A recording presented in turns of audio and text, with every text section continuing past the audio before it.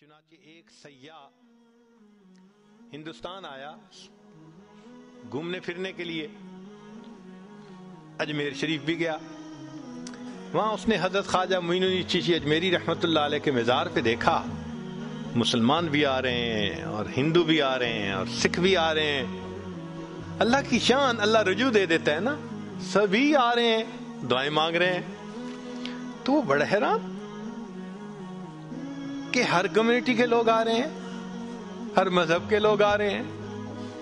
تو جب واپس گیا تو بیوی نے پوچھا کہ بتائیں آپ نے کون سی انوکھی چیز وہاں دیکھی؟ تو اس نے کہا ہاں میں نے ایک چیز انوکھی دیکھی کہ ایک شخص قبر میں لیٹا ہوا تھا مگر لوگوں کے دلوں پر حکومت کر رہا تھا۔ ایک شخص قبر میں لیٹا ہوا تھا مگر لوگوں کے دلوں پہ حکومت کر رہا تھا۔ اللہ تعالیٰ یوں دنیا سنوارتے ہیں۔ تو دو باتیں، جو شخص اپنی اعمال کو سنوار لیتا ہے اللہ تعالیٰ اس کے حالات کو سنوار دیتے ہیں، اور جو شخص اپنی آخرت کو سنوار لیتا ہے اللہ تعالیٰ اس کی دنیا کو سنوار دیتے ہیں۔ تیسری بات کہ جو شخص اللہ رب العزت سے اپنے تعلق کو سنوار لیتا ہے اللہ مخلوق سے اسے تعلق کو سنوار دیتے ہیں۔ آج ہم چاہتے ہیں چچا راضی ہو جائے، پھپھو راضی ہو جائے، بہن راضی ہو جائے، اور عجیب بات ہے یہ رشتہ داریوں کے معاملے ہیں ہی ایسے، کھاؤں کدھر کی چوٹ بچاؤں کدھر کی چوٹ، سمجھ ہی نہیں لگتی کہ سب کو کیسے راضی کیا جائے۔ انسان حیران ہوتا ہے، اور یہ ہم تو سب کے ساتھ اچھا کرتے ہیں مگر پتہ نہیں رشتہ دار ہم سے راضی نہیں ہوتے۔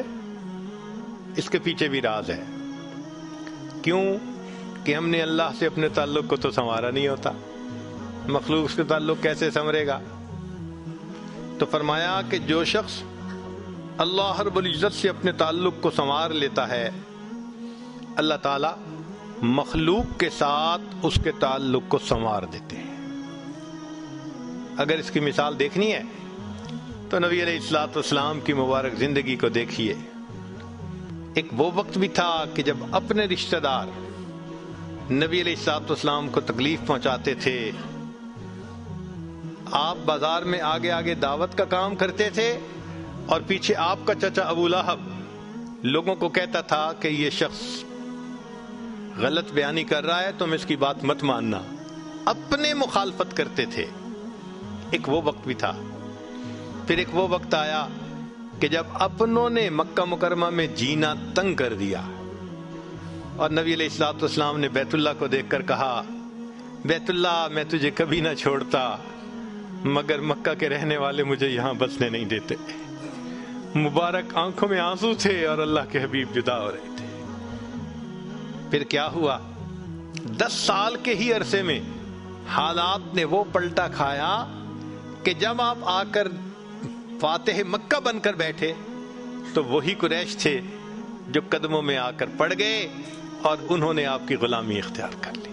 ہندا نے کہا جتنے خیمے دنیا میں تھے سب سے زیادہ آپ کے خیمے سے مجھے نفرت ہوا کرتی تھی، آج جتنے خیمے ہیں سب سے زیادہ محبت مجھے آپ کے خیمے سے ہے۔ اللہ اکبر کبیرہ۔ تو جو شخص اللہ سے اپنے تعلق کو سنوار لیتا ہے اللہ مخلوق سے اس کے تعلق کو سنوار دیتے ہیں۔ فضیل بن عیاض رحمۃ اللہ علیہ فرماتے ہیں مجھ سے جب بھی اللہ تعالیٰ کی نافرمانی ہوئی، مجھ سے جب بھی اللہ تعالیٰ کی نافرمانی ہوئی میں نے اس نافرمانی کا اثر اپنے ماتحتوں کے اندر دیکھا۔ یہ ریفلیکشن ہوتی ہے، ہم اللہ کی نافرمانی کرتے ہیں، اللہ مزہ چکھا دیتے ہیں کہ اپنے جو ماتحت ہوتے ہیں ان کو نافرمان بنا دیتے ہیں۔ اچھا بھائی تم ذرا اس کو ایکسپیرینس کرو ذرا۔ وہ جی کیا کریں، بیوی سنتی ہی نہیں ہے، حضرت بس اولاد افلاطون بن گئی ہے، حضرت بچے نے ذلیل کر دیا ہے۔ کیوں شکوے ہوتے ہیں ہمیں کہ ہمارے ماتحت ہماری نہیں مانتے جبکہ ہم اپنے آقا کی نہیں مان رہے ہوتے۔ فرماتے ہیں کہ جب بھی مجھ سے اللہ تعالیٰ کی نافرمانی ہوئی میں نے آزما کے دیکھا یا تو بیوی نے میری نافرمانی کی، یا میری اولاد نے میری نافرمانی کی، یا میرے نوکروں نے، غلاموں نے، انہوں نے میری نافرمانی کی، یا کم از کم میری سواری کے جانور نے میری نافرمانی کی۔ یہ ہے عدل کا بدلہ۔ اپنے آقا کی نافرمانی کریں گے، اللہ تعالیٰ ماتحتوں کو نافرمان بنا کر دکھائیں گے۔ اس لیے اولاد کے شکوے کرنے کی ضرورت نہیں ہے، بیوی کے شکوے کرنے کی ضرورت نہیں ہے۔